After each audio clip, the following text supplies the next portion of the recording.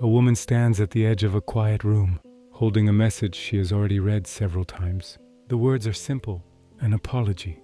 There is no drama in it, no long explanation, just a recognition of harm, written plainly. She does not answer right away, she sits with it. She notices how her body reacts before her mind forms a response. A tightening in the chest, a memory resurfacing, a small impulse to protect herself by staying silent. Nothing is decided yet, she only breathes.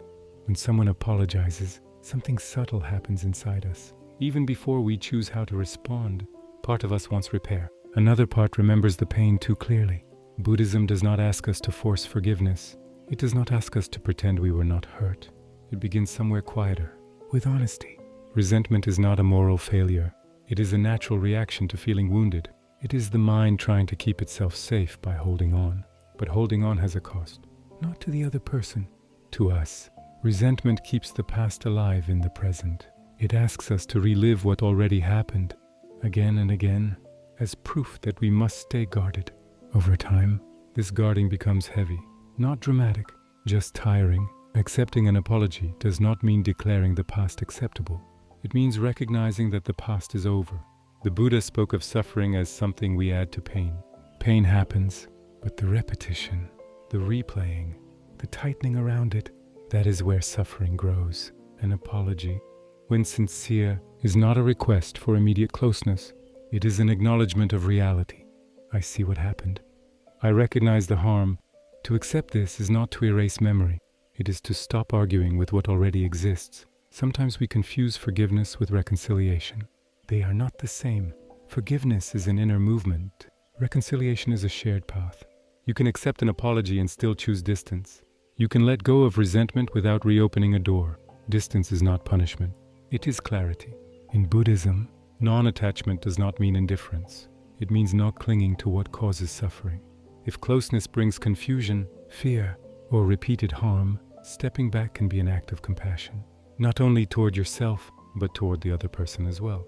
Because it removes the roles you both might unconsciously repeat. Sometimes, the most respectful response to an apology is silence that is no longer charged.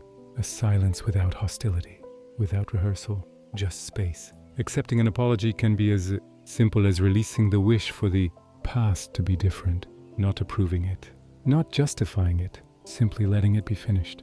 Resentment says, this should not have happened.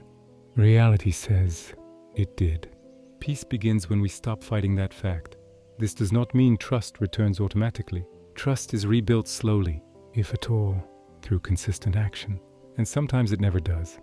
That, too, can be accepted. Taking distance does not mean you fail to forgive. It means you listen to what your body and mind still need. Buddhism teaches us to notice intention. Your intention matters more than appearances. If you accept an apology to look generous while staying inwardly tense, resentment remains. If you keep distance to protect yourself while wishing no harm, resentment softens. The difference is subtle, but profound. One is a performance. The other is sincerity. Letting go of resentment does not require warmth. It requires honesty. You may never feel close again. You may never feel the need to explain. And still, you can wish the other well in a quiet, impersonal way.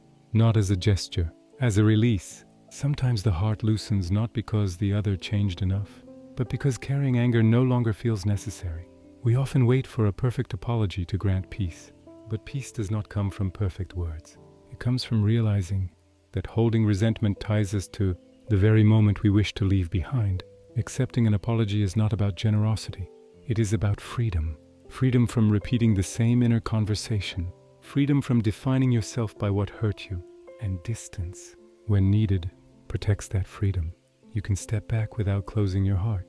You can let go without inviting harm. This balance is not learned all at once. It emerges slowly through listening. Listening to what tightens you. Listening to what softens you. The woman in the quiet room eventually puts the message down. She does not rush to reply. She feels something settle.